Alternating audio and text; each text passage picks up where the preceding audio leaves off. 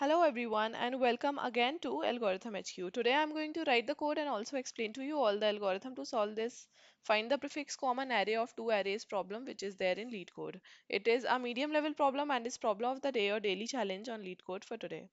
I'm going to code the solution in Java, but for people who code in different languages, that is other than Java, this video will definitely be useful because I'm going to explain the approach on the blackboard before coding the solution. तो चलिए फिर start करते हैं इसको श्री कृष्ण का नाम लेकर। हम लोगों को इस क्वेश्चन में जीरो इंडेक्स्ड इंटीजर परम्यूटेशंस दिए हुए हैं ए और बी। ओके, दैट मीन्स हमें दो एरे दिए हुए हैं जो कि हैं वन से लेके एन तक के इंटीजर्स के परम्यूटेशन। ठीक है, जैसे वन से लेके एन तक अगर हम लिखें तो मान लो कि अभी जो n है वो है 5। ठीक है, तो एक परम्यूटेशन ये हो गया है ना। परम्यूटेशन इज बेसिकली अरेंजमेंट, है ना। एक परम्यूटेशन ये हो गया।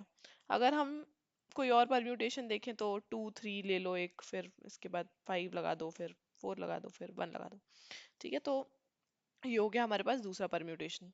तो ए और बी इस तरीके से दिए होंगे हम लोगों को, वन से लेके एन तक के नंबर्स के परम्यूटेशन होंगे दो अलग अलग, है ना, ए और B.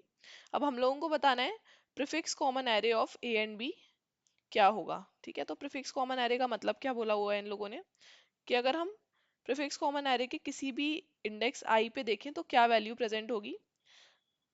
Count of numbers that are present at और before the index i in both A and B, मतलब कितने टोटल नंबर ऑफ नंबर्स या इंटीजर्स कॉमन है आई एथ इंडेक्स तक ए और बी में, वो होगा हमारा सी आई। ठीक है, तो जैसे अगर हम जीरो एथ इंडेक्स के लिए देखें तो जीरो एथ इंडेक्स तक तो कुछ भी कॉमन नहीं है ना, ए और बी में। अगर हम फर्स्ट इंडेक्स तक देखें तो टू कॉमन आ गया है।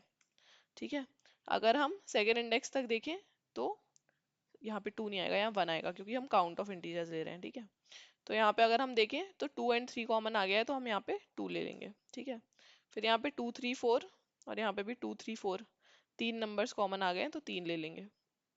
ओके, और फिर अगर यहाँ पे हम देखें तो 1 2 3 4 5 और 1 2 3 4 5 सारे कॉमन आ गए हैं, तो यहाँ पे हम 4 ले लेंगे।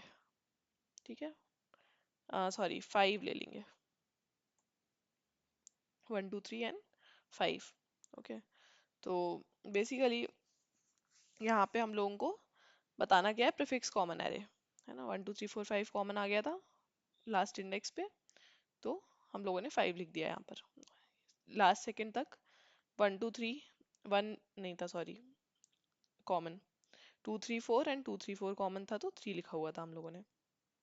ओके, तो इसको हम सॉल्व कैसे करने वाले हैं, बहुत आसान तरीके से हम सॉल्व करेंगे, सेट का यूज करके सॉल्व करने वाले हैं।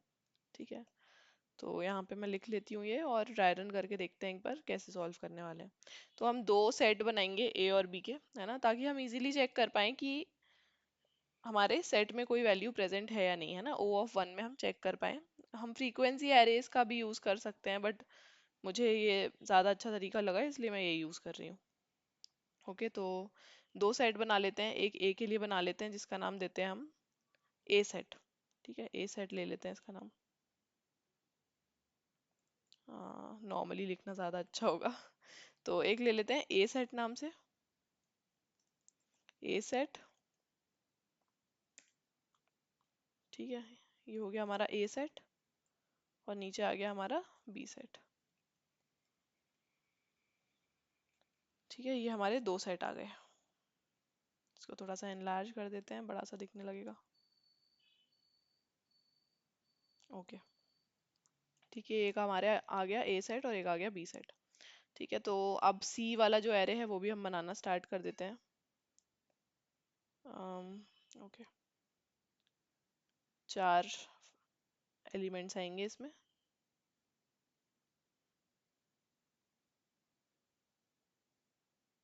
1 2 3 4। ठीक है, अब जीरोथ इंडेक्स पे हम जाएंगे। ठीक है, अब क्या करेंगे, जीरोथ इंडेक्स पे हम जाएंगे और जो ए में वैल्यू प्रेजेंट होगी उसको सेट ए में डाल देंगे और जो बी में वैल्यू प्रेजेंट होगी उसको सेट बी में डाल देंगे। ठीक है, अब चेक करेंगे कि ith इंडेक्स पे दोनों की वैल्यूज सेम तो नहीं है ना। अगर दो वैल्यूज सेम आ रही है ना, जैसे यहाँ पे मान लो अभी 1 आ रहा है, यहाँ पे भी 1 आ रहा होता, है ना। अगर सेम आ रही है मतलब सेम ही वैल्यूज जो है वो सेट में ऐड हुई हैं, है ना, सेम आ रही है, तो हमें पता है कि सेम ही वैल्यूज सेट में ऐड हुई हैं, तो हमारा जो total common characters, sorry total common integers का जो काउंट था, एक काउंट भी लेना पड़ेगा हमें। ना, कि अभी तक के कॉमन कैरेक्टर्स का कितना काउंट है वो स्टोर करने के लिए। तो हम काउंट को 1 से ही इंक्रीज करेंगे बस, है ना, क्योंकि अगर दोनों वैल्यूज सेम है ना, और दोनों वैल्यूज सेट में जा रही हैं, तो हमारी एक कॉमन वैल्यू इंक्रीज हो जाएगी। ठीक है, लेकिन अगर दोनों वैल्यूज सेम नहीं है ना, जो कि अभी आगे जाके होगा, तो फिर हम काउंट में, अगर जो हमारी करंट ए वाली वैल्यू वो ऑलरेडी बी में प्रेजेंट है, तो हम काउंट को इंक्रीज करेंगे, और बी वाली जो करंट वैल्यू है वो ए में प्रेजेंट है, तो अगेन हम काउंट को इंक्रीज करेंगे। तो उस केस में क्या होगा, जब सेम नहीं होंगे इंटीजर्स, तो काउंट 2 से बढ़ने के भी चांसेस रहेंगे। पर अगर सेम होगा ये, तो फिर काउंट 1 ही हम बढ़ाएंगे, है ना। अगर हम ये सेम वाली कंडीशन चेक नहीं करेंगे, तो क्या होगा कि हम 2 बार बढ़ा देंगे काउंट को, है ना, जो कि गलत होगा। तो अभी देखते हैं आगे। ठीक है, अब देखो, यहाँ पे हमने 1 और 3 डाल दिया, है ना, 1 डाल दिया सेट ए में और 3 डाल दिया सेट बी में। अब यहाँ पे 3 आया नेक्स्ट, है ना, तो इसमें हमने फिर से यहाँ 3 डाल दिया और यहाँ पे हमने 1 डाल दिया। ठीक है, अब यहाँ पे हम चेक करेंगे कि दोनों सेम तो नहीं है, 3 और 1 सेम नहीं है, लेकिन जो करंट वैल्यू है ना, जो करंट वैल्यू है ए आई की, वो बी में प्रेजेंट है क्या, बी सेट में, हाँ प्रेजेंट है, तो हम काउंट को 1 से इंक्रीमेंट कर देंगे। वैसे ही हम देखेंगे कि जो बी की करंट वैल्यू है, दैट इज बी आई, है ना, क्या वो ए में प्रेजेंट है, हाँ प्रेजेंट है, तो अगेन हम काउंट को 1 से इंक्रीज कर देंगे, तो हो गया 2। ठीक है, अब यहाँ पे आ गया हमारे पास 2 2 दोनों एरेज में, तो ए सेट में भी हम 2 को इंसर्ट कर देंगे, बी में भी 2 को इंसर्ट कर देंगे, लेकिन क्योंकि ये दोनों सेम है, तो हम काउंट को सिर्फ 1 से इंक्रीमेंट करेंगे, है ना। जो 2 कॉमन आ रहा है दोनों में, उसके लिए हम काउंट को 2 बार नहीं बढ़ाएंगे। अगर हम इस वाले तरीके से देखते सीधे बिना चेक करे कि सेम है या नहीं है, तो हम काउंट को 2 से इंक्रीमेंट कर देते, पर हम लोगों को 2 से इंक्रीमेंट नहीं करना है, हमें 1 से ही इंक्रीमेंट करना है, क्योंकि दोनों नंबर सेम है। अगेन फॉर 4 हम यहाँ पे सेट में तो डाल देंगे, पर क्योंकि दोनों नंबर सेम है, तो हम काउंट को 1 से इंक्रीमेंट करेंगे। ठीक है, अब मैं एक चीज भूल गई इसको करते करते। जब हम 0th इंडेक्स पे आए थे, तो हमारे पास कोई कॉमन नंबर्स नहीं थे, तो 0। ठीक है, जब हम फर्स्ट इंडेक्स पे आए, तो हमारे पास सीधे 2 कॉमन नंबर्स आ गए, तो हो गया काउंट 2, है ना, यहाँ पे जो हमने 2 लिखा था वो। ठीक है, जब हम फर्स्ट इंडेक्स पे आए, तो 2 कॉमन नंबर्स हो गए, जो कि है 1 और 3। फिर उसके बाद हम जब सेकंड इंडेक्स पे आए, तो हमें 2 मिला था, है ना, 2 दोनों में एक ही इंडेक्स पे प्रेजेंट था, दैट इज सेकंड इंडेक्स, तो यहाँ पे काउंट हो गया था 3 और लास्ट में काउंट हो गया था 4। ठीक है, तो ये होगा हमारा आंसर 0 2 3 4। ठीक है, जैसे यहाँ पे दिया हुआ है। तो सिंपल सा इसका कोड रहेगा, इतना कुछ रहेगा नहीं उसमें। 2 सेट बना के हमें सॉल्व करना रहेगा। तो बना लेते हैं एक सेट ऑफ इंटीजर, एक का नाम देते हैं सेट ए, या ए सेट, जो भी दे सकते हैं, सेट ए दे देते हैं। तो ये रहेगा हमारा न्यू हैश सेट, और सेट बी के लिए भी हम सेम चीज लिखेंगे।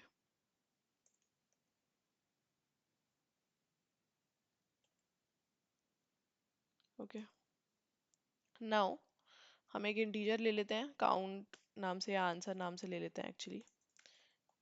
इसका साइज क्या होगा, ए डॉट लेंथ, या लेंथ कितनी होगी, ए डॉट लेंथ, तो ए और बी दोनों की लेंथ सेम है ना।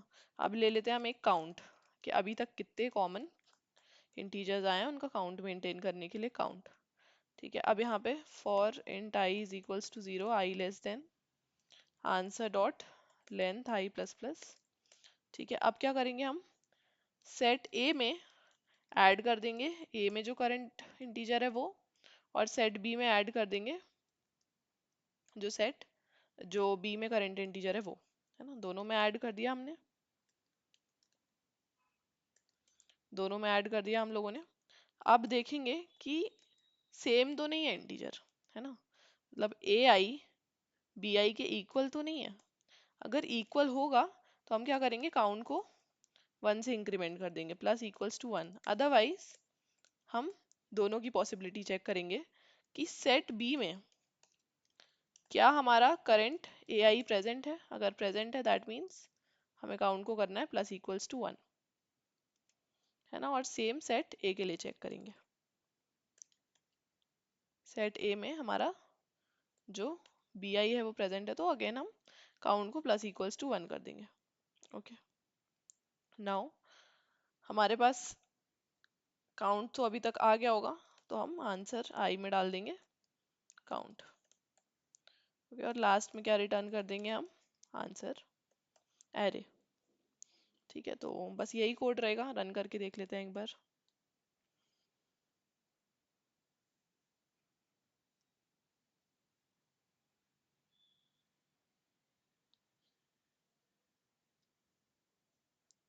ओके, बहुत टाइम लग रहा है। ओके, अब सबमिट करके देख लेते हैं सैम्पल टेस्ट केसेस पास हो रहे हैं।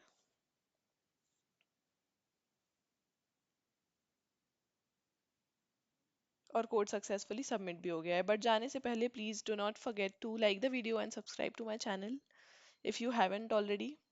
Also do tell me my improvement points in the comment section. और एक चीज़ हम डिस्कस करना भूल गए, that is time complexity of the solution. वो मैं हर बार भूल जाती हूँ, आई एम रियली सॉरी। तो टाइम कॉम्प्लेक्सिटी हमारे पास ओ ऑफ एन है ना। कैसे है ओ ऑफ एन, वो भी एक बार समझ लेते हैं। हम यहाँ पे एक लूप रन कर रहे हैं 0 से लेके n तक, है ना। n is the length of the array. और ये जो सेट में से कंटेन्स वाले ऑपरेशन चेक कर रहे हैं, है ना, सेट में से उसका ओ ऑफ वन रहता है कॉम्प्लेक्सिटी, है ना, ओ ऑफ वन रहता है। और यहाँ पे भी जो हम ऐड कर रहे हैं सेट में, उसका भी ओ ऑफ वन रहता है। तो हमारी जो ओवरऑल टाइम कॉम्प्लेक्सिटी है वो कितनी आ गई हमारे पास, O of N. Okay, that's it for the video. Radhe Radhe.